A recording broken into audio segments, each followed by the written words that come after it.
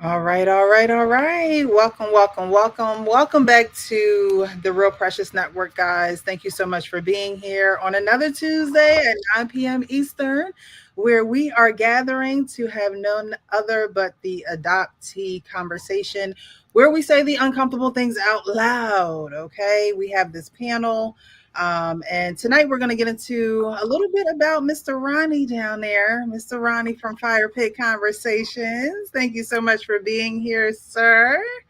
Definitely introduce yourself and let us know what you do in this space because I think what you and your brother do in this space is very, very important. Yeah, so first and foremost, thank you all so very much for having me. I'm so excited to be here in this space. And anytime I get to connect with and fellowship with other adoptees and those who are in foster care and things like that, I get so amped up and excited. So, again, thank you so much for having me. Again, my name is Ronnie, and I am one half of the podcast duo at Fire Pit Conversations, which is a podcast that my brother and I started after reconnecting. Once I found out about my adoption and found him, and we connected, and we just felt like we had this crazy lifetime movie kind of story. Yeah. And so we was just like, wow, like other people should hear it. And we kind of just started talking about it and then launched it a few years ago, and we've been going strong. Just ended season 7, actually airs tomorrow. The finale of season 7 airs tomorrow, so we're super excited. Yes, yes, yes. And thank you so much for joining us because you guys were actually the first podcast that I went on coming back into this space because I had been on YouTube for a while. I took a break and I said, when I come back, I want to come back with purpose. I want to be able to advocate for adoptees. And you guys gave me the opportunity to share my story on you guys' platform. And so thank you so much. I appreciate that. Of course, and thank you. Leon, how are you this evening, sir? I'm trying to keep cool. It's hot out there. It is, That and is true. it's only going to get hotter where we're at. It's only going to get hotter. Well, Ronnie, we want to welcome you to our panel and Thank our you. show. A little bit about me. I found Precious on the Lapeef Network. Um, and I was watching one of the episodes. It wasn't about adoption. I was like, oh, let's follow her. She seems like a pretty cool person. Then I found out, that she talks about adoption and that, that hit home for me. So I was like, I started joining her lives on Instagram, and I convinced her to come back to YouTube, and so that we could do it together on YouTube, and we've been running ever since. Yep, I love that. yep. I love that. It's going to be a year coming up. What? Almost, yeah. September, Wow. October. Yeah. Wow, time So flies. time really is going by fast, and we're going in a good direction. I have good feelings, and I think that this platform is really spreading. Hmm. Having the guests on, having you guys share your real, raw truth, and being comfortable doing that. Because we don't get that many spaces. And we in ourselves sometimes don't always feel comfortable telling the real raw truth because we don't want to hurt other feelings or there be that uncomfortable middle ground that no one knows how to navigate. So, Hmm. Hmm. with that being said, Mr. Ronnie, I had the Yes. pleasure of being on your platform and now you're here. And so, Yes. I have a few questions for you. Thank you guys who are joining us in the chat. I'm not ignoring you. Thank you so much. I do have to do a better job at that with the chat. We be so deep in conversation. How how people over there, but I do recognize you guys. I thank you from the bottom of my heart for dedicating your time to being, educated or just being in this space of comfort. If you're an adoptee, I do see some adoptees in the chat. So thank you again for being here. If you're watching on Facebook, hola, hola, hola. Love y'all too. Love y'all too. All right. Down to the good stuff. All right. Hmm. Mr. Ronnie, I always ask adoptees, what made you an adoptee? How did this happen? What is your story? Okay, so I am what they call an LDA, or late discovery adoptee. So I grew up not knowing I was adopted at all. Um, No clue. Like, I felt like my parents had this perfectly crafted story. My mom, this was her second marriage. She had had her children from her first marriage. Her and my dad had been together. They had grown together and got to a place of financial stability, um, got to a place of maturity. And so, I was this late in life baby. My parents were in their 40s when they quote unquote had me. Again, this is my story growing up. So they were in their early to mid 40s. My siblings are a lot older than me. So it kind of like, everything just kind of meshed well. And I was born in the 80s. I'm an 80s baby. So we didn't have a lot of the other things. So my nieces and nephews and I are really the same age. We're all in about a 10-year span. So I grew up with my nieces and nephews. My brothers and sisters were more like aunts and uncles because of the 21-year plus age difference. Right.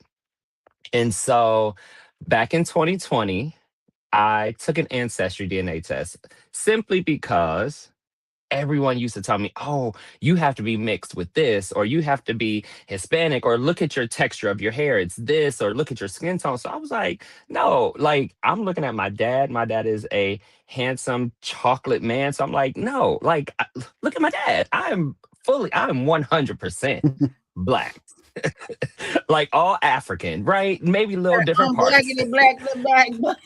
I'm blackity black. That's So so that was all to it. My partner bought both of us an ancestry DNA test. Craziest thing was we sent them off at the same time. His got delayed for whatever reason. They ended up having to send him a second kit and he had to kind of redo his kit. Mine just kept going on through. And on my 33rd birthday, I got my ancestry results.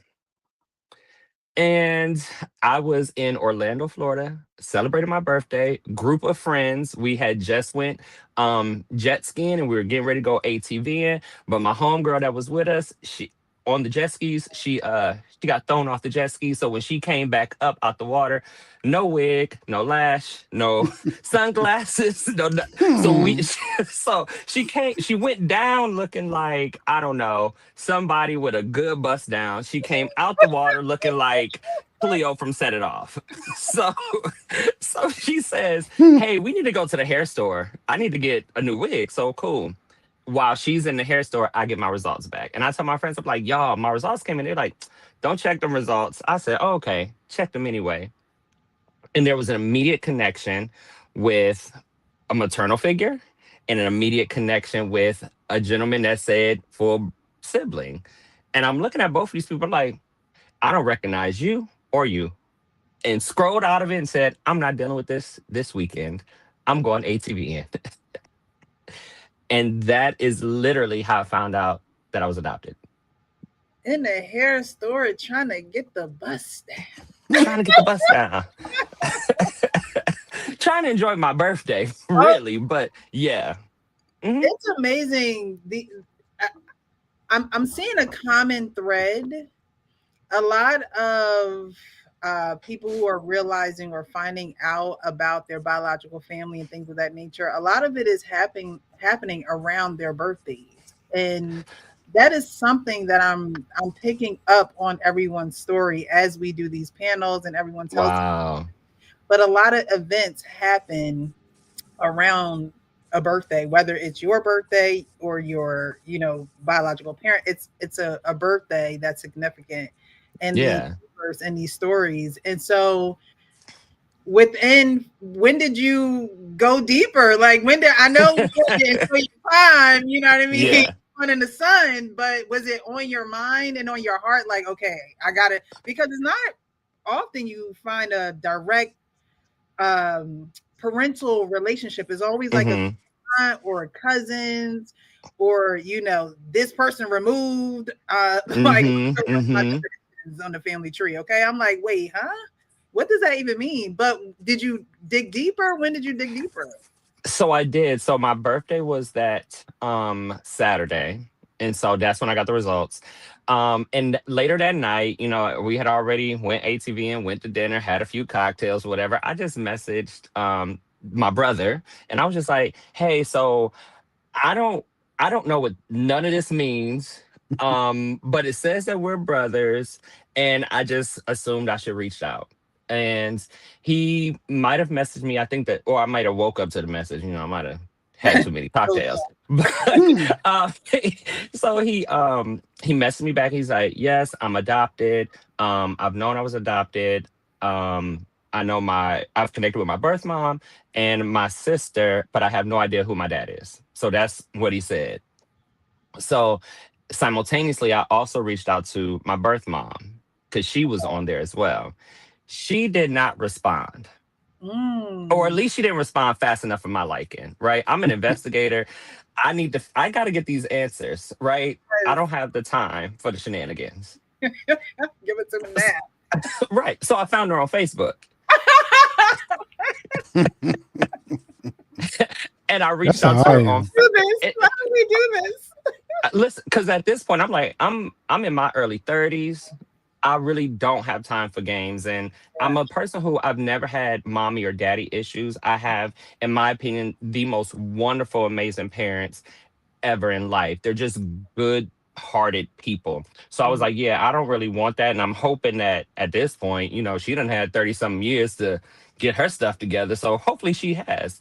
Right. Um, so I messaged her and I'm like, hey, we connect. I've messaged you on Ancestry and you haven't responded, but it says that we've connected as a parent and child. I'm really not sure. I'm hoping that you can answer some questions for me. And she responds. Okay. She does. Maybe Facebook just the main, the main. Maybe. So she responds and she says, "Well, what questions can I answer for you?" All of them. Well, ma'am, did you place a child up for adoption? How about we start there? And she says, "Yes, I placed a." You gotta understand, singular, a child for adoption. I said, "Okay. Um, was it a boy or girl? Do you know where he went? Like, what's up?" He was a boy, born on this date. Da, da, da. I said, okay, yeah. So I said, then we're what Ancestry is saying, you're confirming. So it looks like she said, oh, it looks to be that way. I said, okay. And so we just messaged back and forth, and she tells me, she asked me something along the lines of, well, how were your parents, or do your parents know, or something like that? And I said, yeah, well, my parents are older. At that time, this was what, 6 years ago. So my parents were in their mid 70s. I'm like, yeah, they knew I took an ancestry. I don't think they realized what the ancestry was really gonna do. Mhm. Because I didn't realize it either. And so I said, but I haven't told them that I've connected with you. And she said, oh, well, that we have something in common because I have three children and they don't know either. And I said, oh, were they placed for adoption as well? And she says, oh, that was a loaded question. I said, I think it's a fair question to ask since I was adopted. That's when she says, no, I raised three and I have another child that I placed for adoption because she still had not told me about my full blooded Right. brother that she also placed for adoption. Hmm. Oh, man. I'm Hmm. like about to fall off my seat over here. Like, what? Because it's the truth. You know what I mean? And so the truth can just that's why people aren't ready for the truth because it's like, wait, what? That really happened? Yeah. You know, Yeah. okay, so now we're there, so now you're Uh-huh. someone who is, being partially truthful with you. But Yes. how did you deal with being a late, learning later on that you were adopted? What were those feelings like for your adoptive parents? Although they were loving and great people, Mhm. did you feel some type of way about now learning that you have a whole nother life that you had no knowledge of? So it's really I don't want to say weird, but I'm just the type of person like, listen, life happens, stuff Mhm, happens. My mom who raised me, I never call them my adoptive parents. Those are my parents. The mhm, bio parents, they get a title of bio parents, but my parents, my mom had already been through so much in life, and her story was very similar to my birth mom's story. So I had a lot of compassion for both women, right? mhm, I had some empathy. I'm like, I can understand this person because they're essentially, my mom didn't raise her first two kids.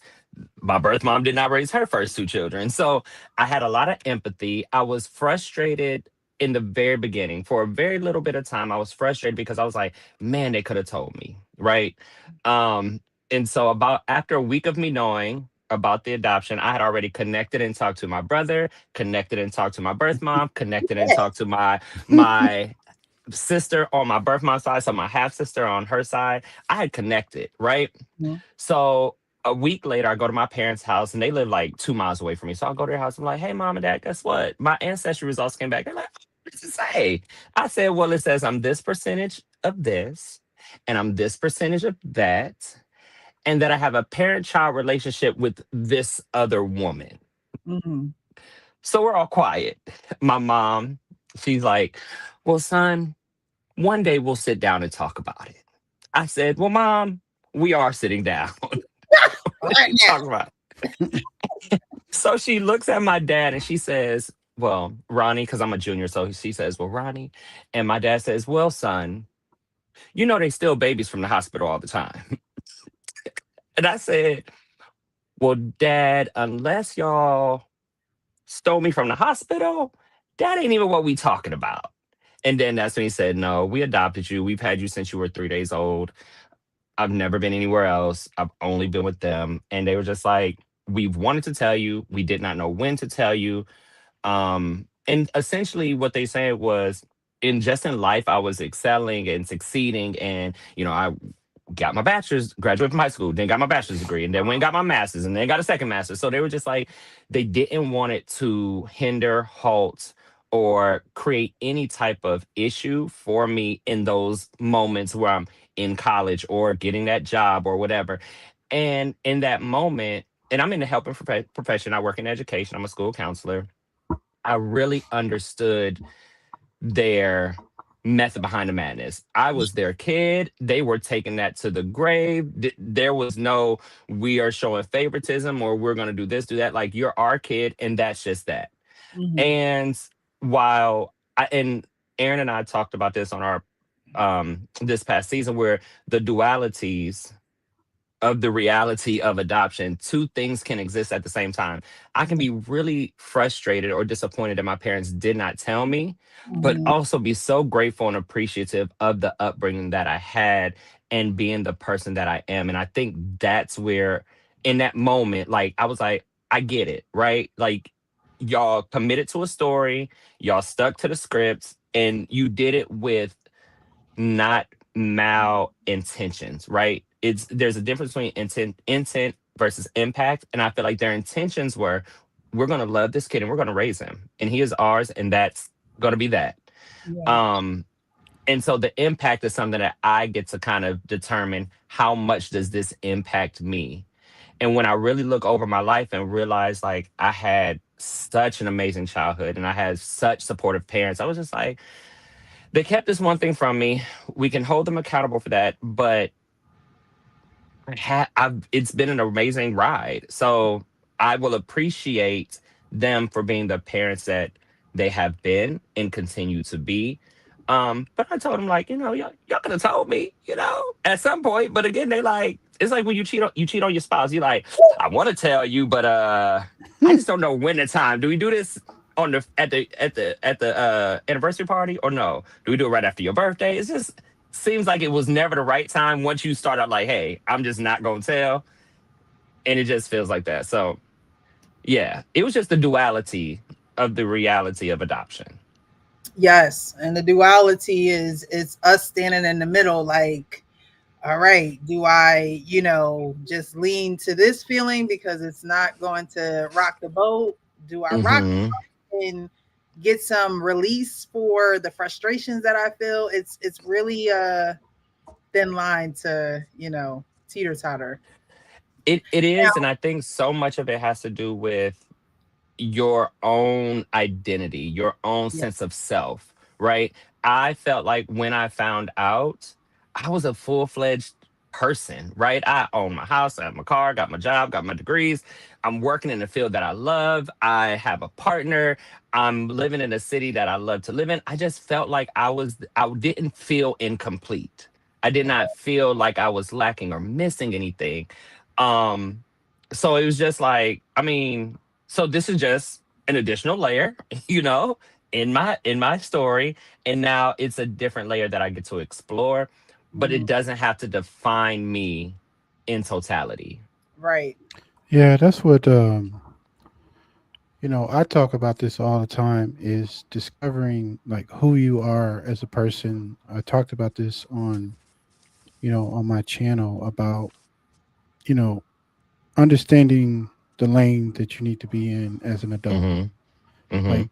when you're growing into, when you're growing up and you're in middle school and you're in high school, that's when you should be figuring out, okay, Correct. where am I, where's my future going to lie? Mhm. Who am I going to be, when it's all said and done?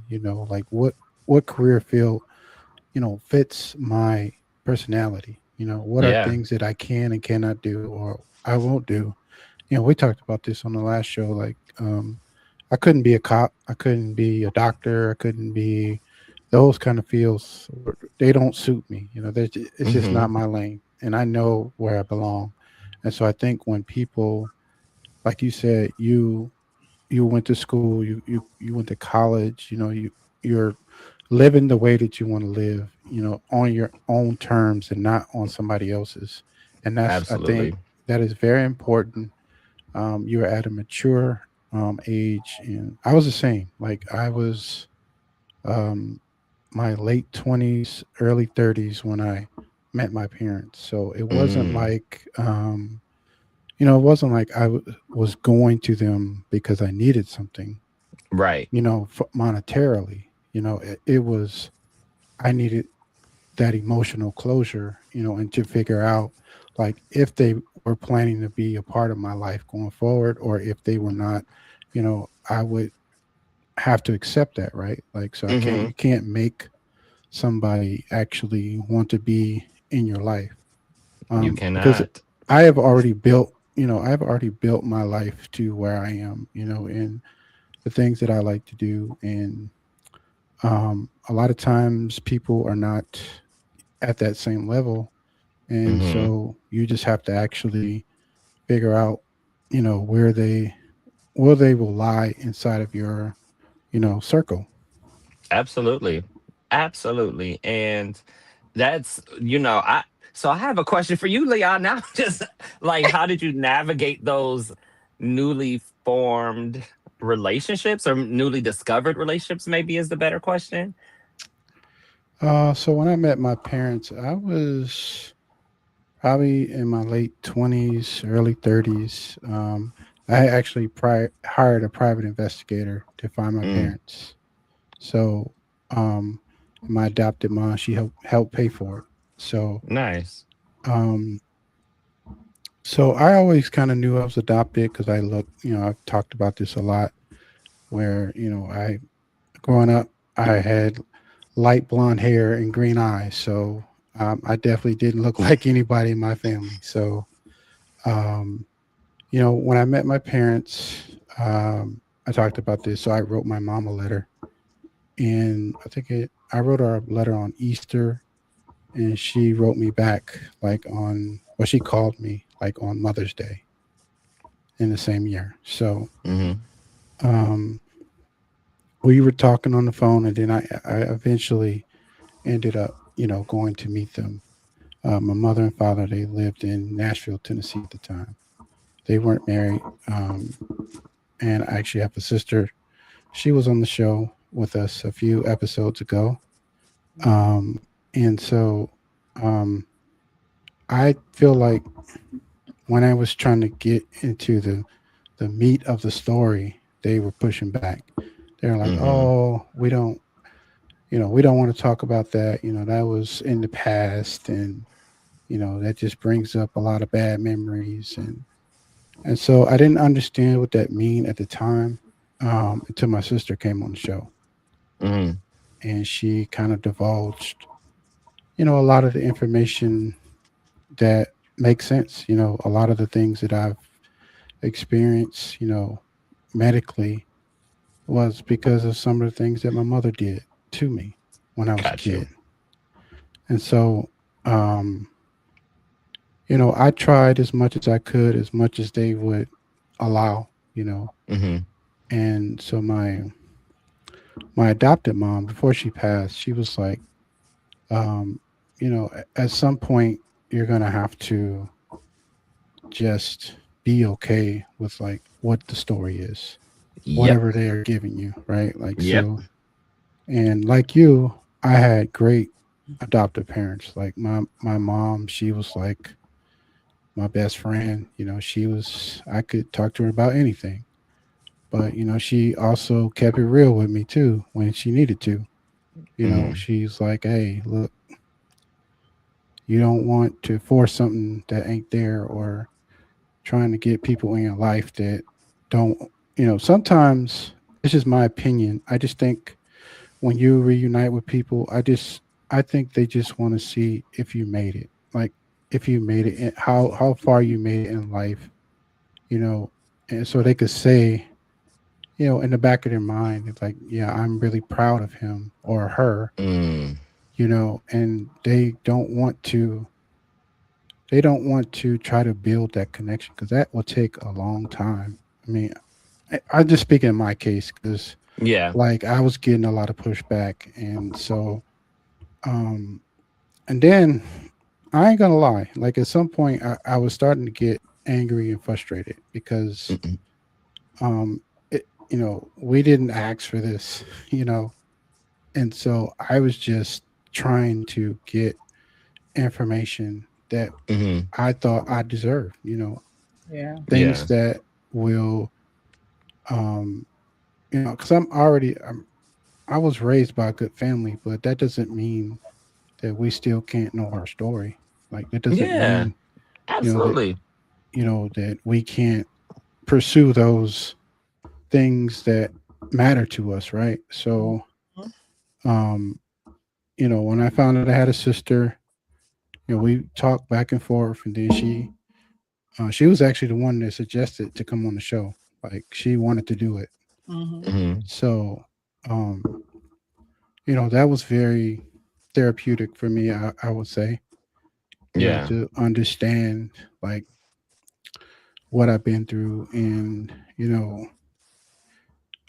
I think a lot of times when people seek, when they find out or discover that you're actually alive. So the narrative in my family was that I passed away as an infant.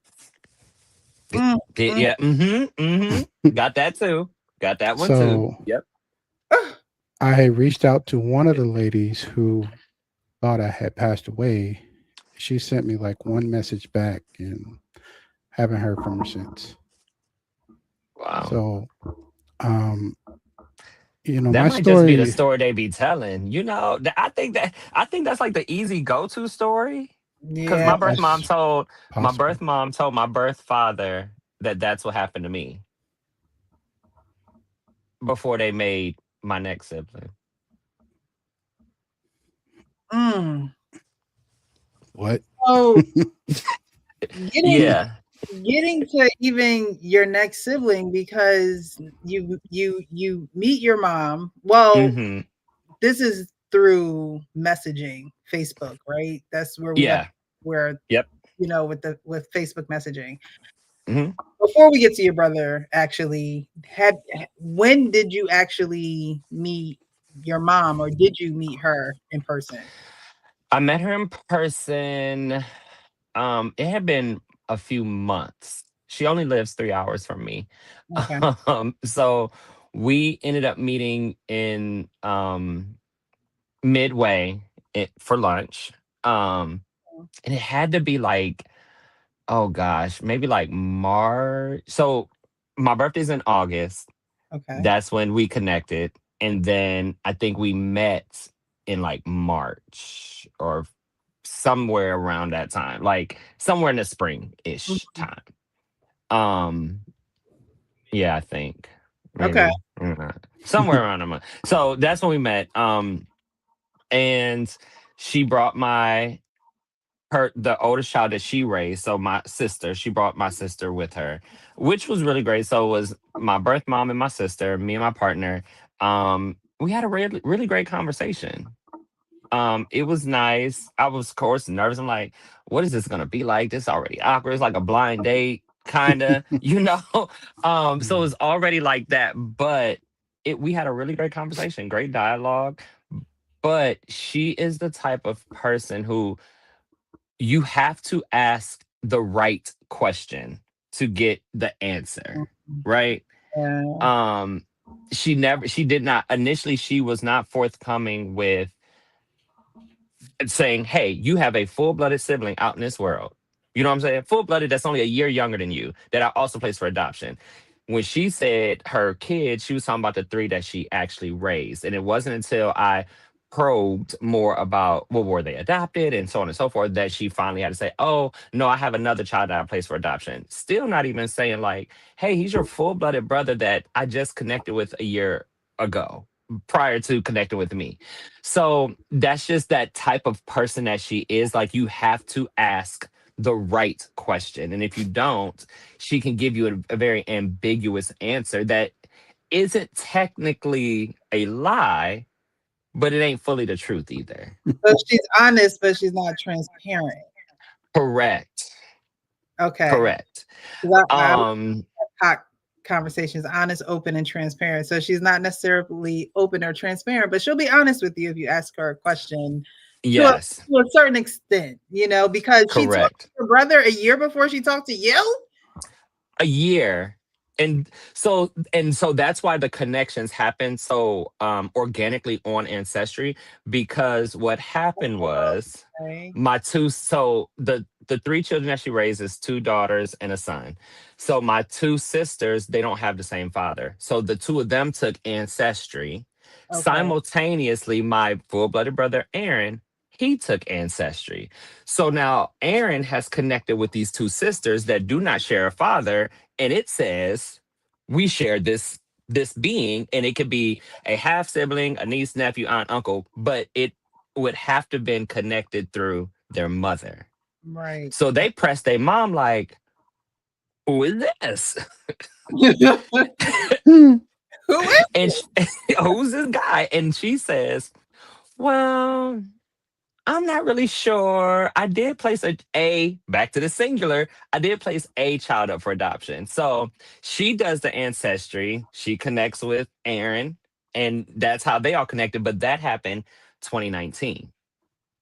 Mm, 2020, and literally it happened. She wished him a happy Father's Day, so it had to have happened like maybe April or May of 2019. mm, August 2020 is when her and I connected. mm, So mm. Aaron, when I message Aaron on Ancestry, he messages our sister and he's like, "There's another one out here." And so she connects with me and she's like, I know I'm shocked, but it was like we just found out about Aaron a year ago, and our mother was not transparent with Yeah. all that happened 30 some odd years prior to. So now they're all trying to be like, "Okay, girl, is there any more children out here?" So now we know we got to ask you, do you got any more kids out here? Any more? So yeah. Okay. All right. So now everyone is aware of everyone in some type of aspect, shape, or fashion there, right? So Except the bio father. oh, Um so when did he get notified, if ever?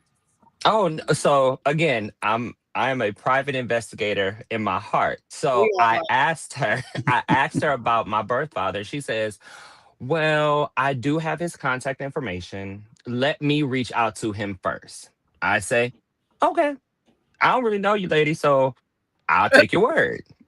This is the end of August. My birthday is August 22nd, okay? So this is the end of August. I give her past Labor Day, which I think was very generous. So, so I asked her, I'm like, "Have you reached out to him?" And she was just like, "Oh, I've reached out, but he hasn't gotten back to me." I said, "Okay, what's his name?" She tells me his name. She tells me his nickname. I find him on Facebook. So I message him. No, no He don't time. respond. He don't respond fast enough for me. So as I'm doing my research, I see that he has two children. So I message the two children. And I did not say anything crazy. The only thing I said is, hey, I sent your father a message. Can you please ask him to check it? Because, Facebook was doing that thing where if we're not friends, you kind of go into a different mailbox, Right. right? Hmm. So I just said, can you ask your dad to check his messages? Hmm. So his daughter, my sister, whatever, she Why? It's a she lie. so she messages back. She says, well, how do you know my dad? Ooh. I said, I don't. I got his information from someone else. So I'm just asking you to ask him to check his messages. Please. And that's it. Right. And so, and that might have been that evening. So the next morning I wake up to my brother on my biological dad's side, so my half brother. He messages me on Facebook. He's like, "Are you really our brother?" And I said, "Well, I'm really not sure. That's why I need to talk to your dad." Mhm. So we end up connecting. Him and I talk, and we end up getting a DNA test done because this was 33 years prior to. He had no idea. He didn't know because he was first told that I, didn't make it. Then he was told that I was in Massachusetts with other family of my birth mothers, which neither one is true. I've never been to Massachusetts. So we get a DNA test. It confirms that he is biologically the father. And then we connect and we chat, and everything's great. Everything was great then. Okay. Was. Was Oh. Here past tense. and now. So, All right. I, hmm I, so that's the one thing about our stories. They have these valleys and they have these mountaintops. They have these hmm valleys and they have these mountaintops. And honestly, life is about relationship. But when you learn about these relationships at a later age and you're trying to, piece together, I have a puzzle piece on my foot. I was in college, found out I was adopted, and I was like, all right, a piece of the puzzle is missing. A lot of pieces Yeah. was missing, Yeah. you know. Yeah. And just like you, investigator, and honestly, I was found by a sibling. And then I started to become an investigator because I knew that I was adopted. Uh, Yeah. but your story is again hilltops, then the valleys. And so when did Yeah. you meet your brother Aaron, your full-blooded brother Aaron? When did you guys say, you know what, we have to meet? Because it seems like you're very close today, and that's a blessing Yeah. that you guys have the relationship you have. Yes. So it didn't start out that as close as it is now. It's definitely been a work in progress. I Mhm. was so fascinated and curious, and inquisitive just about everything because everything was so new to me, right? So I'm trying to figure out who is this person, who is that person, and where did this come from? And so I'm literally putting the puzzle piece together. Mhm. Aaron grew up knowing he was adopted. Right. And so I felt like he was really guarded. And we joke about this all the time. I tell him that he is an onion within a coconut. So, like, you got to crack the coconut and then you can start to peel back the layers on the onion because he was just very guarded. So he told me initially he's not really a clingy person in the very beginning. He was like, so I'll respond, but don't be offended if I'm not responding quickly or if it takes me a while. And I was like, cool. But I was raised the youngest of seven. The And in big. this biological situation, I'm the oldest of nine. So I've never been the oldest. And so I'm like, what would I want my older sibling to do? So I just Oh, showed up consistently, right? I was just like, I would message. If he didn't respond, I wouldn't like take, any major hit to it. So I'm like, okay, whatever. I'll wait a few days, maybe a week, and I'll just respond again. And then we'll talk, and then he would respond, and we would talk, talk, talk. And then we were supposed to meet for the first time. So connected in August. We were supposed to meet in like November. He lives in Atlanta. It's a 4-hour drive from me. So I was like, okay, I'm going to Atlanta anyway. Like I didn't go just to meet him, but I was going to go anyway. So I was like, hey, I'm gonna be there. Let's let's meet. Let's go. Let's do this. I get there and I'm messaging him and he's like, oh, well, my wife has this event to do. I'm like, okay. So I was like, well, we can meet later. And he's like, oh, okay. Oh, and then after like pretty much 2 days, he's like, I'm just not ready. And I said, cool. Now in my mind, I'm like, you could have said that. We ain't got to do all this back and forth again, because I'm a 33-year-old person, full person. Like, I believe in boundaries. I believe in respecting boundaries. So, hey, if you had said that, it would have been cool. Fast forward March, his wife's birthday. Her request was to come to South Carolina, which is where I live. His wife wanted to come to South Carolina to explore the Charleston area. And her trick was, or she really wanted us to connect. And Mm-hmm. so we connected for her birthday in March 2021. Nice, nice. And since then, it's just been consistent. Like, we talk just about every day, if not every day, sometimes multiple times a day, text every morning. Like, it is, we are constantly in communication with one another. We see each other. We try to see each other once a month. So we kind of like rotate who goes or comes. When I go down there, I'm not getting a hotel. I'm staying with my brother. When he comes up here, he ain't getting a hotel. He's staying with me. So it's just been a really great story that has blossomed Yeah. and been developed so beautifully over time, really with a lot of patience and consistency. I was literally talking to Precious about this the last few days. Yep. So Hmm. like um my sister, it was like she kind of like disappears.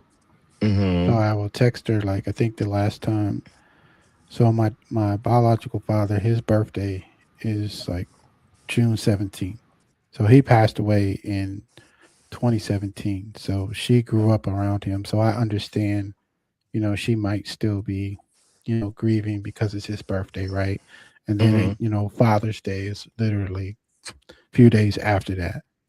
Um, and so I was telling Precious, I was like, hey,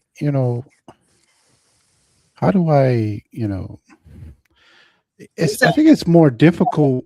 I think it's more difficult when you're older Hmm. to actually curate those relationships because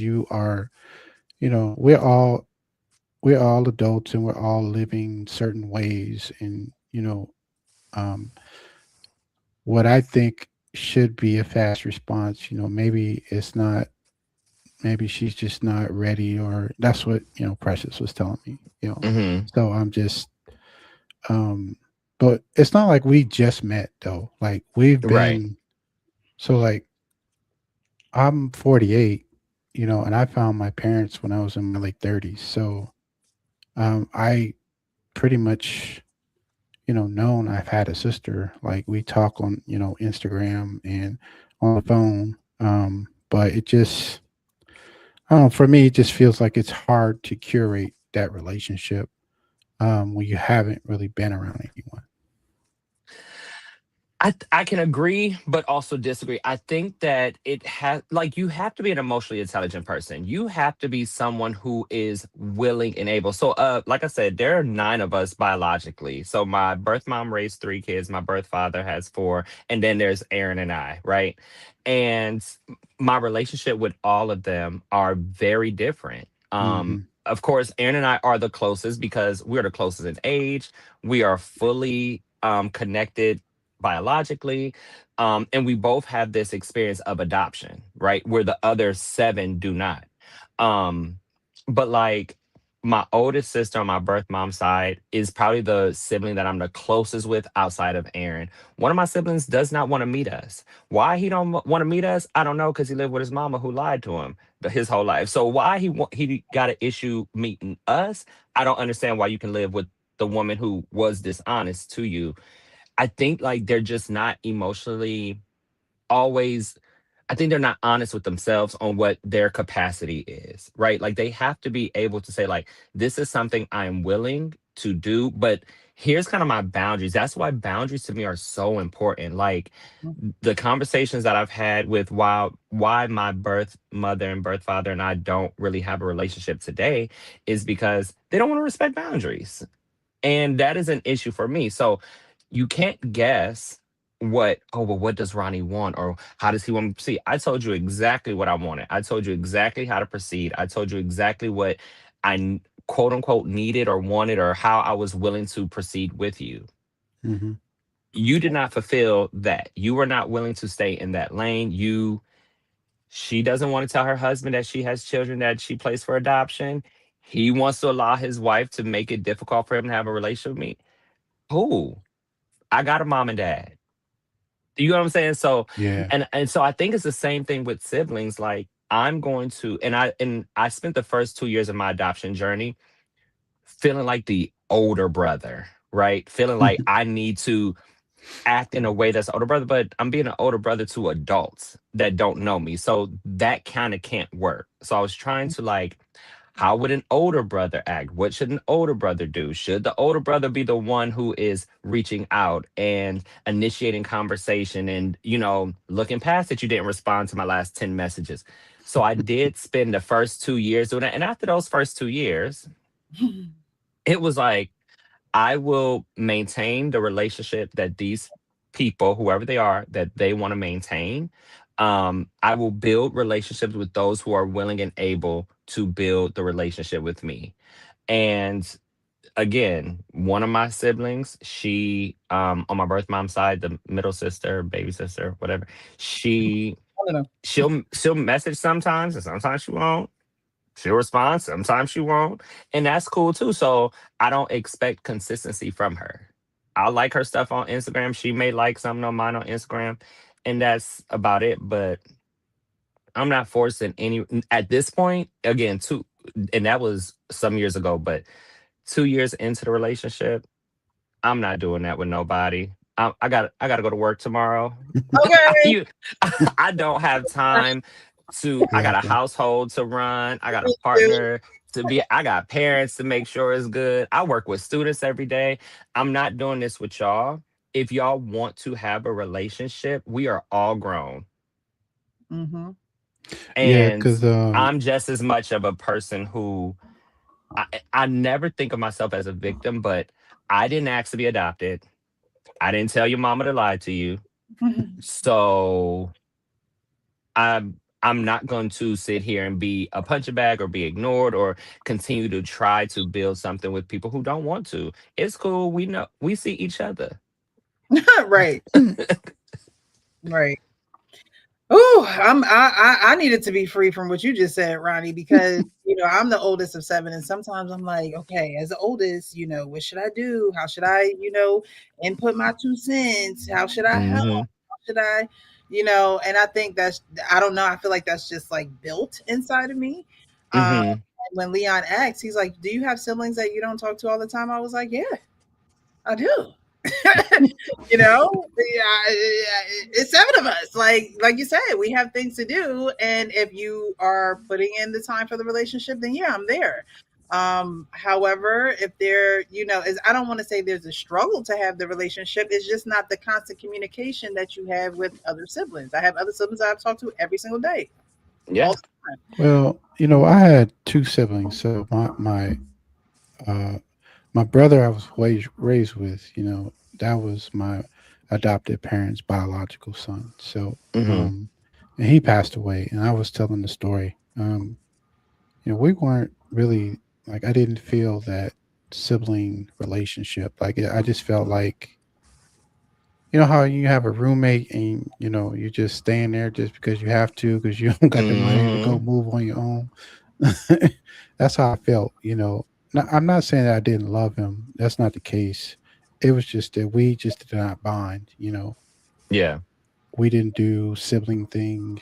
He had his own subset of friends, and I had my own subset of friends. So it wasn't like we just could never click. And I've in both situations, I'm the youngest, and I feel like I'm trying more than you know. I'm giving more effort than Hmm. others are giving, and Mm-mm. um, and is you know that's why I text Precious. I was like, what is this? Like, what am I doing here? Like, should I be? how we all get those same feelings. Like Ronnie, you Yeah, Mm-hmm. talked about, I messaged them on Ancestry, then I had to go straight over to Facebook because I was the same way. I got I it. am the same way. Okay. Send me Yeah. when will I need to know? You I know, I need, mean, you should I gotta see how many know. people I inbox on Ancestry DNA we that have don't and answer. and people will not respond, and it's Yeah, so childish to me. it's so because it's you could so tell that they read it immature. because it said that it was red, so it's not like they did see it. Like, but look, but we have to do a self, check inventory too, because there be sometimes people will message me or inbox me and I'll be like, I don't have the emotional bandwidth to deal with it right now. Like I don't and I'm not gonna Yeah. tell them that I don't, but that communication is helpful because like you said, Aaron told you, he set that expectation up front saying, you may hear from me sometimes, you may not hear from me sometimes. And while it's part of your story, it's a very important part of that dynamic of your relationship because he set the bar up front. Like you don't have Up to front. you with don't me. have to wonder. Yeah.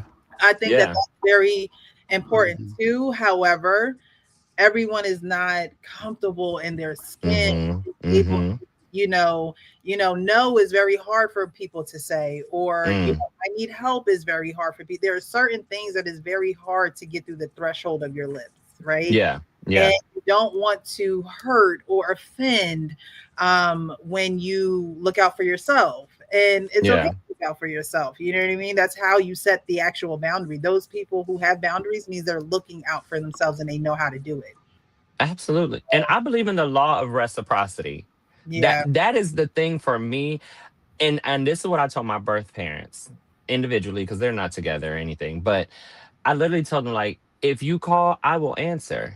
If you text, I will respond. Hmm. And if you're initiating conversation, I will initiate conversation. Hmm. The second y'all stop initiating conversation, I will back away. The second that y'all stop responding, I will not message anymore because it becomes this lopsided, one-sided relationship that I refuse to be in because again, and it's probably not fair to compare both sets of parents. I Hmm. don't have to do that with my mom and dad. Right. And so I'm not gonna do that with anybody else. Especially like I said, I gave it some time. We can build like 2 years is a long you can meet a best friend in 2 years and be the best of friends. So like I told them let's create a friendship because I'm not gonna be parent. I'm 33. I will Mhm. not be parented by y'all. I don't need anything from y'all. So let's create a friendship that it's new, it's fresh. We're gonna get to learn each other and get to know each other and do all those great things. And some people struggle, like you Mhm. said, with boundaries and reciprocating energy and being honest and things like that. So Yeah. Now, do you think that there's any maybe shame or guilt that maybe lies there from your mom's side, being as though she wasn't transparent about, both of you, and now you're trying to figure out, why weren't you honest about that? What was the big deal? Like, do you think that there's some shame or guilt that hasn't been brought to the table, that there's still a piece that's missing? I would love to give her the benefit of the doubt and say yes. I would love to. My heart of hearts, I would love to. I don't think it's the shame or guilt. I Okay. think that she has told so many lies for so Mhm. long. It's I don't know if her husband said the next lie I'm out the door. Like I don't know if that's the case. I'm not saying that, but I just don't think that she's in a space to be honest with herself. I think that she may be stuck. She was a teenager, right? So she placed two kids up for adoption within a year and a half of each other while in high school, right? So I think she's stuck in that trauma Mhm. and has not done the work. I've asked her if she's gone to therapy. Mhm. She said, "Well, I went to therapy when my mom passed away." I'm like, "Yeah, that was like within 3 or 4 years of me connecting with her." So Mhm. again, I'm talking about the 16-year-old you who placed a child for adoption and then the 17-year-old you who did the same thing the next year. Like, have you done that? And she hasn't. And I don't think she wants to, and I think maybe it's just too painful to. So I think she's told the lies that she needed to in order to survive. Yeah. Told the lies that she needed to in order to survive. Bar. Think that that is a common thing in Yes. adoption all around, no matter if you're an adoptee, no matter if you're a biological parent, no matter if you're an adoptive parent, like all the way around, you tell the lies that you need to tell in order to survive. And the Yeah. part about it is, as soon as a little bit of truth is found out, that whole vision that you had for this lie now blows up in your face. And Yeah. it's almost like you're trying to collect the small pieces from the outbursts and from the explosion. And you can't. It's just Yeah. everywhere. And so that I always say that, be honest with yourself so you can be honest with everyone else. Because if you know in your heart of hearts, if you know in your spirit that you are going against everything that you're ready for, right? Mhm. That Mhm. you're not ready for, because it will show you that you're not ready for it. And sometimes you need that, but at the same time, you have to. I just don't think that people they're okay being comfortable within themselves, but they're not okay with Mhm. other people uncomfortable. Yeah. And that I think that's what we're taught, be good, be at your best behavior, don't ruffle the feathers, don't rock the boat. And not having those uncomfortable conversations makes it harder for you when you become an adult, because you don't know how to handle it, you know Correct. and so you go to the Correct. extreme behaviors. We had an adoptee on Sunday, and she went to extreme behaviors because she wasn't getting the answers, that she needed, and it was messing up her mental. And Mhm. it does that. That is a natural reaction for adoptees. For you, it was later in age where you were able to be educated. Your mind was in the right place. You were doing well for yourself. You were, great in the relationship department. Like, you had things in your life situated that adoption didn't rock your world, Correct. and I think adoption can rock someone's world. It can rattle someone's world. It could tap on it a little bit. It Absolutely. on who you are once this information is known to you. Um, Yeah. and it really really helps with how the outcome of how you handle it, and how you move forward with it, because for some people just don't come out on the other side in good condition, just No.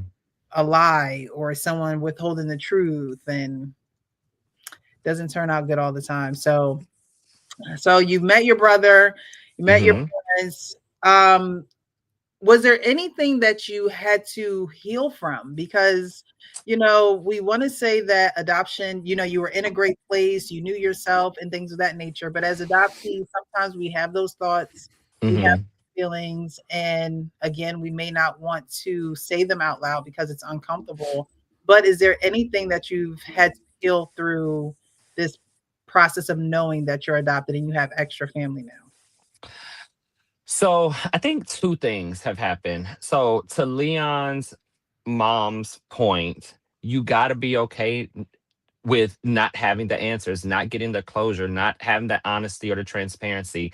And I felt like for me, I'm coming in, I'm this open book and I'm willing to answer whatever questions and I'm willing to navigate these spaces and I'm willing to kind of go through it with you, whomever you are, whether you're birth mom, birth dad, siblings, whatever. I'm willing to. And it wasn't until like uh, after the 2 years into the relationship, and it was just like, I'm not going to get that from these people. And I have to be okay with not getting it from these people, no matter who they are. They're not in this, it has nothing to do with me. It Right. has everything to do with them and where they are mentally, emotionally, spiritually, whatever. It has to do with them. And I had to like not take ownership of their behavior and their feelings and not put all of the onus on me. I had to be like, okay, I may not get that answer and it's gonna be okay because again, I got to go to work tomorrow, and I, the mortgage is due, and so it was just like I can't like dwell on that kind of stuff. So that was one thing, and then in the last few years, I've lost a few of my older siblings. So my brother, two of my brothers passed year, like one passed last year and the other one passed the year after that. And I was at my oldest brother's funeral, so the one who passed most recently. I was at his funeral and I'm looking around. And remember, I told you my mom did not raise her first two children, but they all knew each other. They were like neighborhood adopted. My mom was a teenage mom, and so my brothers and sisters went to school together. They knew they were brothers and sisters. They just didn't live in the same house. So I'm at the funeral and I'm looking around at the family. There's a lot of people there that I know, and then some people I don't know. And I immediately had this feeling like, wow, like if I was at, or if one of my biological family members, say an aunt or an uncle or a cousin, if I was at their funeral, I don't know how I would feel. And I would think that I wouldn't have a lot of emotion because they're strangers to me, but they're strangers that I'm biologically connected to. And I was like, that is such a weird thing because I have these siblings that I'm not biologically connected to, but there's all of these emotions, right? And I have this family, like my nieces and my nephews, and I've grown up with these people. And while there's no biological connection, there's this emotion, a tied to it. And Mhm. then I could go into a funeral to a biological aunt or cousin, and while I can emote and I can be empathetic because everybody else is sat around him, and I'm like, I wonder how the repass food is because I really don't know these people. Like I would love to be here to comfort my siblings or whatever, but I'm like, I, I don't know these people. So like that was one of those other things. Like there are going to be people in my life that I'm biologically connected to that I may never have an emotional connection to. Yeah.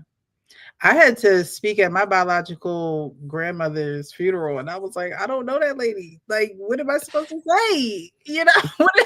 Can somebody write me a speech? I'll read it. What's her favorite color? I don't know. Somebody told me something. I don't know that woman up there. I don't know her. I don't. I met her, but it's crazy. I met her once, and that was, we met at her house to meet our biological mother. And so she was involved in the story in an important way, and then she Hmm. was on. All the people that I met early on in the story to meet the family, the person who found me on Facebook, which was my great aunt's daughter, which we stayed at before we got even put into, foster care. She's the one who found me on Facebook. I had a picture of her. She's no longer living.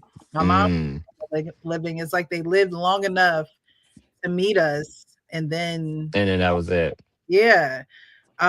So I can relate to the, I'm at this funeral and you asked me to speak. First of all, what, Why y'all ask me to speak? She ain't got nobody else here. There's nobody else here that can I've been speak. running Cause these streets with her for a long, long time.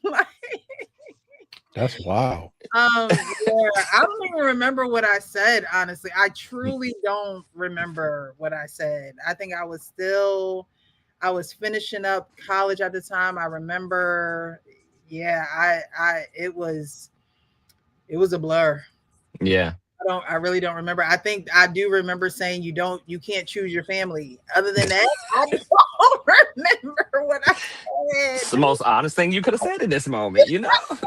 Yeah, and like when my parents passed away, my birth parents, my sister told me, I felt, I felt bad for her more, Hmm. because she grew up around them. I didn't, and Yeah, so, you know, I probably would have felt weird even going to the funeral, if I would have knew in time. But they didn't tell me until a year later on both. yeah. You wasn't gonna make it. No, you weren't gonna make it on time. You was gonna be a little late. Yeah, so I mean, I get it, Mm-mm. but like, um, because I lost my adopted mom in 2020, so it ain't easy, um, Mm-mm. but I thank her for all of the lessons that she taught me, and the way that I am is because of her. You Yeah. know, um, I feel for my sister. I lost both of my parents. And we both lost our biological parents, but she more is, the person is grieving more than I am, because I did, like you guys said, I didn't. I would feel so awkward. Hey, can you speak at the funeral? Huh? This would be, now how I get in this. Right. Listen, I would have been like, no, y'all can It, mm-mm. it, I, I ugh. it's we go through so many thoughts and emotions and situations where it's just like, why am I in this? Like, why do I have to make a decision to even emote about this right now? Like, Right. why? Right. Why Hmm. am I even in this position? But we are, and I think that we handle it with grace, and we learn, and we continue to show up, because it is very easy to you know be depressed or be Mm-hmm. angry or be mad. But it is a part of our lives. It's not our whole life. And while we'll be adopted for the rest of our lives, we still have a choice in how we live it, and how Absolutely. For sure. celebrate those who are with us. Um, but so much was said tonight. So much was said tonight. I, there was something I was going to say to Leon, and I literally just totally lost my track of thought. But Ronnie, I appreciate you for being here. We have some comments in the chat. After I read these, I'm going to ask you one last question Okay. and get up out of here. Um, it looks like Coach Chelsea Lynn. Thank you so much for being here. Told the lies in order to survive. People definitely can lie to themselves for so long to where they convince themselves it's the truth. Mm-hmm. Hmm. That's the truth. Mm. Yes, not put the blame on yourself. Yeah. Ronnie said, "Hey, look, I ain't putting no blame on myself over here. If only you had AI back then, Precious." Yes, I did. I just didn't know. I'm like, what? Precious, to be honest, if you didn't have others from that family who were college educated, they might have felt proud and wanted you to speak. That could have been, Oh, that could That's have been, possible. That's yeah, that's that could possible. have been possible. because I now like Hmm. that. that I don't think that I don't think that we have one cousin. She and yeah, why is she? she she was even closer, to the family than I was. But a professor in New York, like we had drops of them in there that Yeah, a little stayed sprinkle. with me. But it'll be another memory, for me Yeah. to say, hey, I don't know why, and that's another thing with adoption. Sometimes we just really don't know why. Ronnie, like you said, we'll never have the answers. We just have to understand that it's a part of our story. Mm-hmm. What makes our story unique. I love having these panels because while our stories are similar, they're very different, and they have their twists and turns, and Mm-hmm. everyone's not going to feel the fairy tale, chummy feeling inside. Sometimes the truth is the truth, and you can't run away from what's in your family, whether it's biological or adoptive. And I think that's, now that you said that, it makes me think, like, I think that's another thing that you got to wrestle with, or that you think about, or whatever you experience, because you you watch these TV shows like Long Lost Family, or you watch these movies, and this adoption happens and the story is unveiled, and the person's like, "Oh my God, I've been looking for you forever, and we lit a candle for your birthday every year, and we've kept a scrap," like all these things, right? That don't really happen like that. Like, from my experience, like it's actually nothing like that. To be quite honest, it's quite the opposite. It's more A like in candle Aaron, every year. you know. But Aaron and I were talking about it this morning, actually, and it's really one of those things where, like, you were placed for adoption and you were never supposed to return, and now you have returned, and we like, yeah, we don't know what to do with this here, because see, I placed you, I signed my rights away, I did. You were never supposed to come back. And Yeah. especially for the people that told those lies, Hmm. about you passing away. And then, like, when I reached out to one of my cousins, She probably was in shock. I bet you that I was sending her a message, and she Yeah. like I said, she sent me one message on Facebook, and then nothing after that. So I already knew what it was. I actually told this story when Precious interviewed me.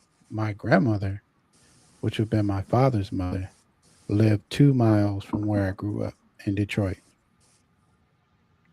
I was Stop passing it. her house every day when I was going to high school, not even knowing it. Mm, mm, mm, mm. See, it'd We be be stuff like that.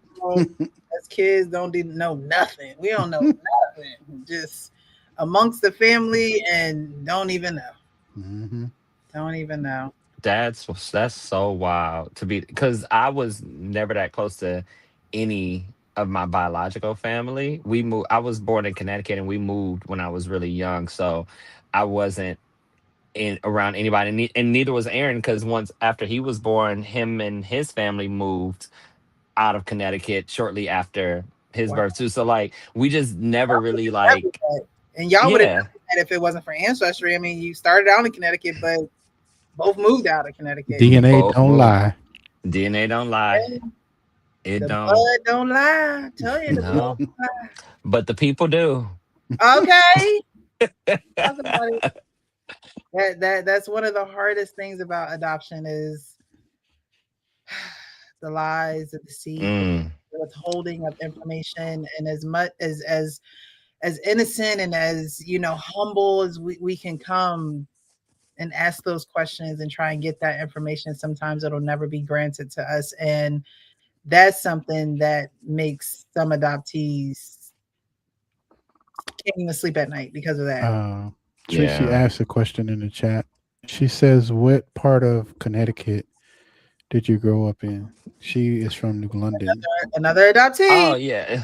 Oh yeah, she is. Hey, so I was born in Bridgeport, but Oh, again, I left. I was probably, oh, maybe about 2 years old when I left. mm, So I did not grow up there. I Hmm. just was born there. I grew up in Ohio. okay, okay. Well, this has been a great show. I'm gonna ask you one last question, Ronnie, because Okay. I think that everyone will benefit from this. What would be your advice to adoptees who are going through their adoptee journey and they have the frustrations and the thoughts and the feelings and they feel like they're not getting anywhere in their journey? What would be Hmm. your advice to them? Oh, okay. My first piece of advice is you have to do your work first.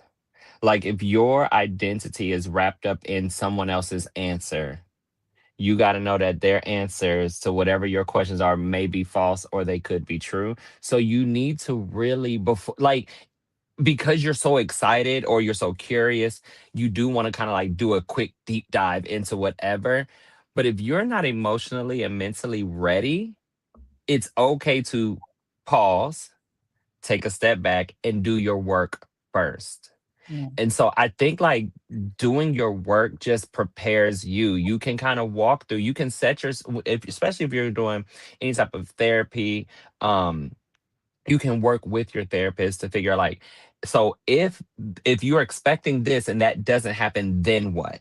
How do you move forward? How do you, if you are wanting the answers and you don't get the answers, or you're hoping that your biological family is alive and they're not, or whatever the case may be, you can really start to prepare yourself as much as you can. There's still always going to be the shock value, but you right. can Hmm. start to prepare yourself. So I would say first do your work. Second, go in with low expectations. Do not watch these TV shows and think that that is going to be your story. I have not found anyone's story that is that except on the TV shows. So don't do that. And make sure you have your village. Have your people, have your friends, your family, your support system that keeps you grounded, that you can go to, that you can be open with, whether they're adopted or not. Your family, your tribe, your village, your people, they're gonna want to be there. They may not understand you, may got to explain a bunch of stuff, but Yeah. they want to be there for you. So make sure you have that village. And the biggest thing is if you can find an adoptee village, if you can search for it. That's how I literally started podcasting, because once I found out I was adopted, I was like, man, I need to kind of like do some research. Like, who can I? And I couldn't find anything specifically for Black people.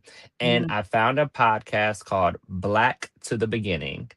mm. Um, oh, and it's two Black women who were adopted, and they started the podcast, and literally I listened to every episode because I was just like, I was so intrigued, and I'm intrigued by their experiences, and there are people who look like me, and we're kind of all going through this thing like at the same time, but not really at the same time, because they're doing their thing, I'm doing mine. But finding that kind of village started to branch off, and then we start our podcast, and now then we have Precious on, and then we have this person on. And yes, love, love, love Black to the Beginning. So We got just to check finding that your out. village.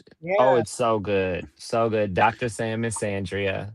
Yeah, so I So want good. to piggyback on what he said. So, like, when I was starting to search for my parents, the first thing I did is I went to the adoption agency where I was adopted, and I talked to a counselor, and he said exactly what you're saying.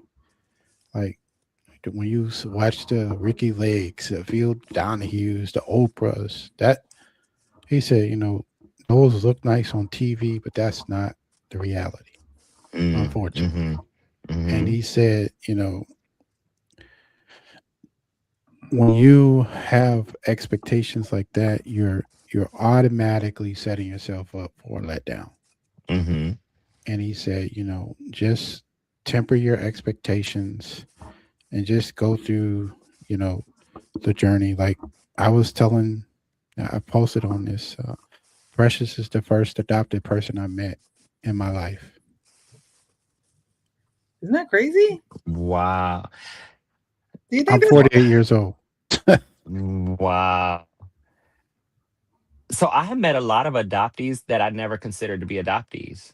mm, Adoption, especially in the Black community, this is something that stems back generations, right? It happened probably in Africa. I don't want to research 'cause I don't know, but definitely no, during definitely during slavery time. Like, this is what was happening. They were separating families, and kids were sold off. And when that child got to that new plantation, the village just wrapped their arms around them and took care of them. So it's something that we've always done, and I never considered it. And then I started looking around, and that's when I acknowledged, oh wait, my mom didn't raise her first two kids. Right. I have a nephew who my sister died when we were 5 and 6 years old. And so my mom raised him. Never considered it adoption. I just like, my mom just raising somebody else's kid. But it was like, finding out that I was adopted kind of like took this kind of mask off adoption. I was just like, no, adoption is so normal that we just don't look at it. I consider Barack Obama an adoptee, right? He was raised by his grandparents. His mom was in Thailand. He yeah, was in Hawaii, So it's so prevalent. I think for me, my thought on adoption was, you got to get a lawyer. It's going to cost all this money, and it's such a formalized thing, and it doesn't always have to be that way. Yeah, because there's so many, like we could talk about this all night. Like there's so many stories, there's so many things coming out now. Like that documentary on PBS, did you see that?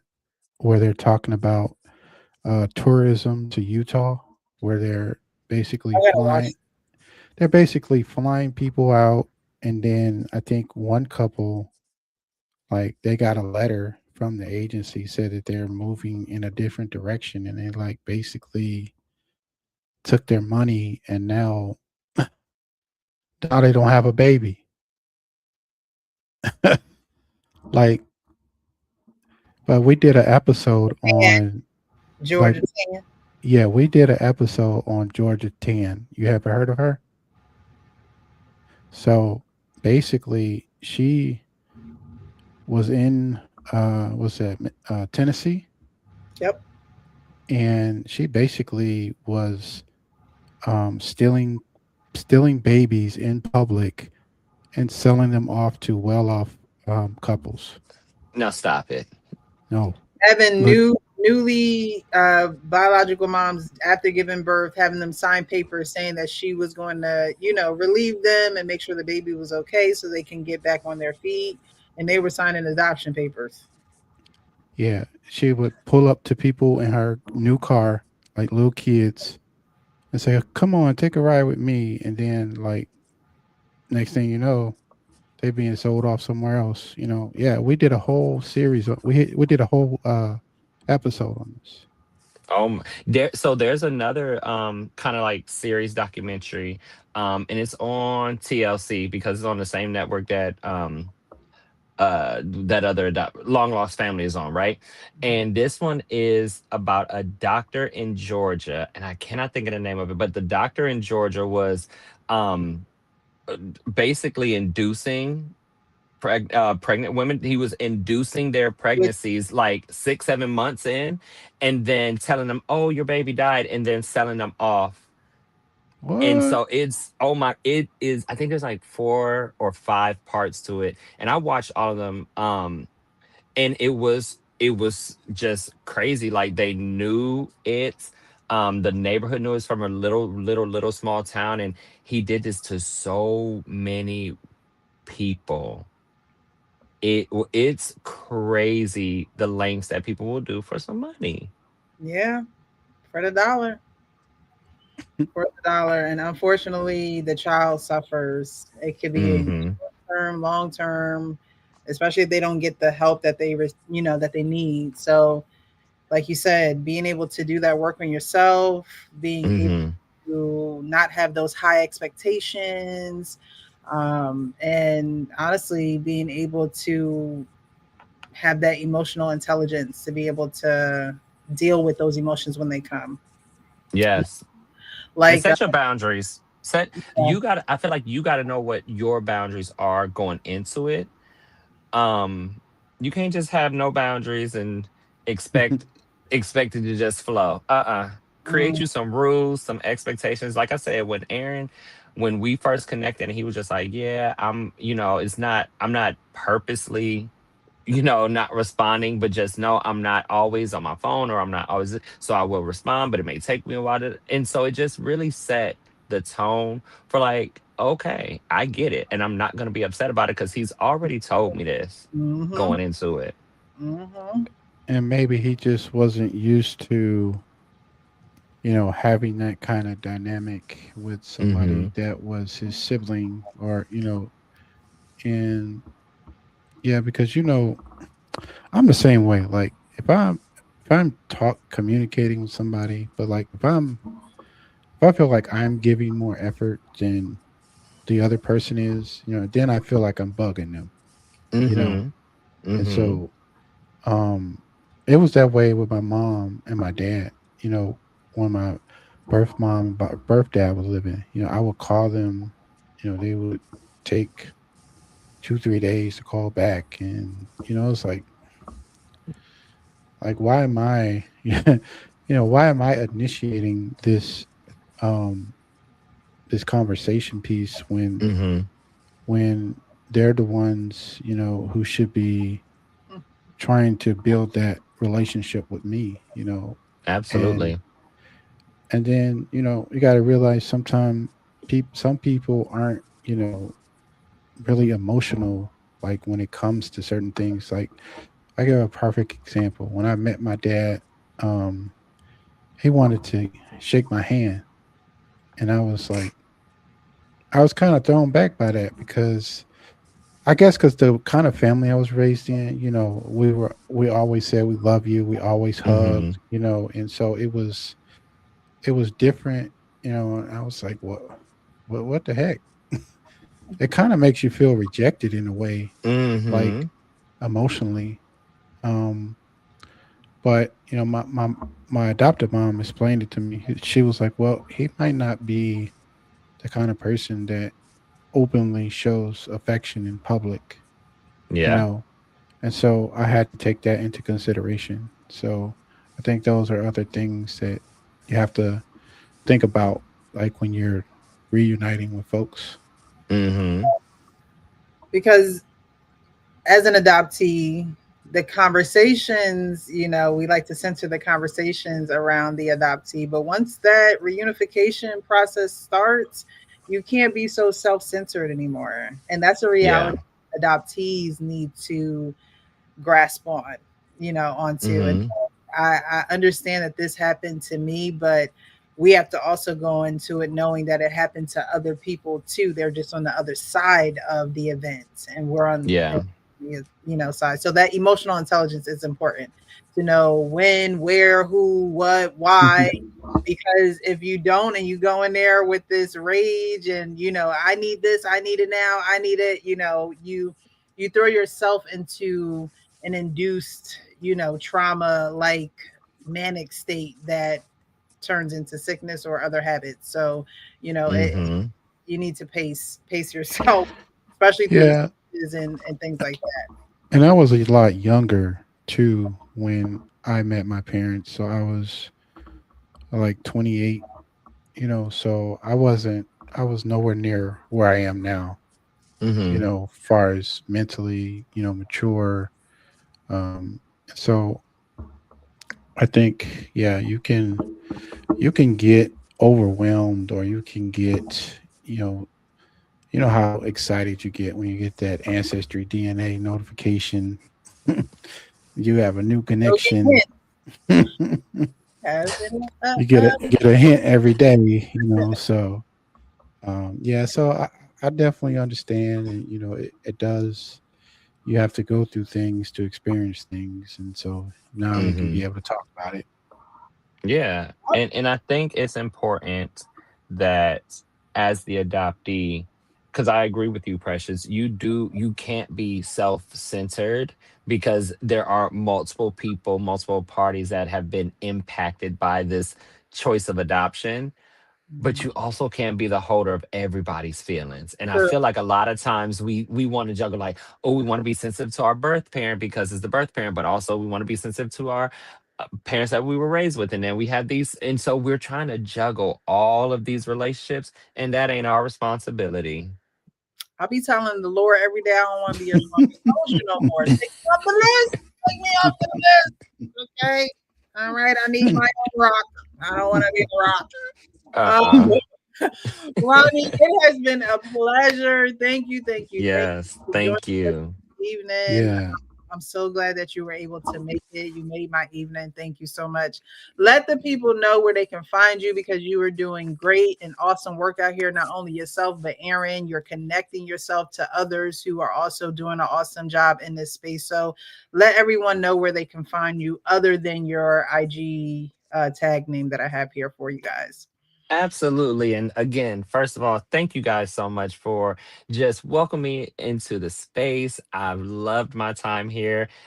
Anytime you want me to come back, I will gladly come back, especially during the summer because I work in education, so I'm off. But you can find us again at IG at Fire Pit Conversations. On TikTok, it's Fire Pit underscore conversations. We are also on all of your major podcast platforms. So we're on Spotify, we are on Apple Podcasts, Google Podcasts. We're also on YouTube. So we just started our YouTube. We started our YouTube page a few months ago, and so every week we're releasing a new episode, and Okay. hopefully by the end of the year we will be caught up. So like if you want to see us in person and actually see the growth of the podcast, because I was like, oh my gosh, Aaron, like I rem I like his room that he records in now is blue, but when we first started recording, it was like a tan beige. And so going back and posting, like, oh my gosh, like look how little your locks were, or things like that. So we just saw so much growth in the podcast. It's been so much fun. So subscribe to us on YouTube at Fire Pit Conversations. Join the conversation. If you are interested in coming on to the podcast, our tagline is simply this: bring your drink and something to smoke and come sit at the fire pit and just have this great dialogue with us because we love to have you. I would love to come up on your show. Thanks for joining us. We definitely are trying to build this space. Like I said, I can't believe that it's almost going to be a year since me and Precious decided to, organically connect. It wasn't like you know, we intended for it to be this way. It just happened. Like I just started joining her Instagram lives, and one day I came up, and then that basically, as they say, the rest is history. Well, Um, congratulations to y'all. Keep doing the good work. Like this is there Yeah. are thousands of conversations that can be had. There's hundreds of thousands of stories out there. So, keep sharing the stories, keep sharing your stories, keep um pushing this conversation forward, because if we normalize it, then we can decrease the stigma of that guilt and that shame that you talked about, Precious. We can decrease some of that so that reunification can be a little brighter Yeah. and a little for sure. less arduous to go through. I always say, can we all just get along? In a perfect Can we? world, you know, your situation produced this situation. So, we should just all just look, we turned out all right. So, but that's in a perfect world. We would want everyone to get along, tell the truth, be honest with themselves so they can be honest with other people. Unfortunately, that's not always the way it works out. And so we're stuck having conversations, and not necessarily stuck because these conversations actually free us, but we're even Hmm. saying the uncomfortable things out loud because for so long we weren't able to, or we were trying to find our voice, or we were trying to gain that emotional awareness that we all have this day on, dealing with adoption, because it's a lifelong journey. But we're getting through it, and we're out here doing big things for the community and being those voices. I feel some good things coming in the future, and so you guys definitely stay tuned. I want to build this community so I can take you guys with me, and anyone who is willing and able and want to. I know some people who are connected, and it just so happened that we've had some conversations and ready to kind of move full throttle forward. So I'll keep everyone updated and letting you guys know what's going on. And we definitely want to do a trip too. We were talking about that last on Sunday, an adoptees like cruise, or some A type meetup or of something. beach trip, Yeah. something, a meetup, where we're Hmm. able to, have you ever been in an adoptee group or support group Yes. longer? You were in one? Have you? Do you So for the last 2 years, one of another podcaster who's an adoptee, she started the Black Adoptee Meetup.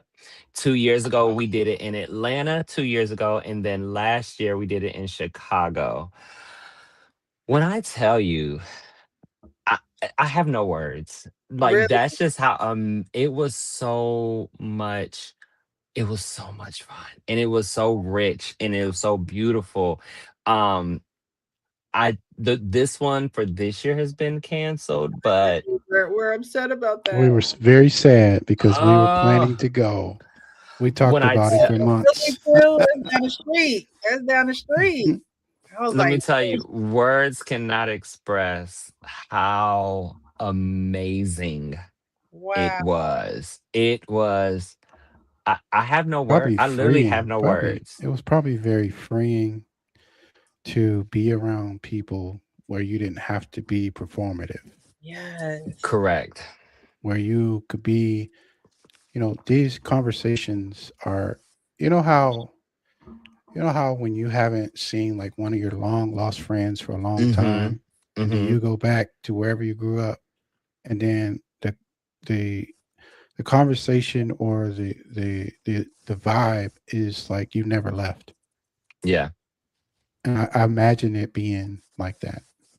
Oh my God, yes. It was just one of those things where, like, everybody was so intrigued with everybody's story, but I think the feelings within your story you didn't have to explain.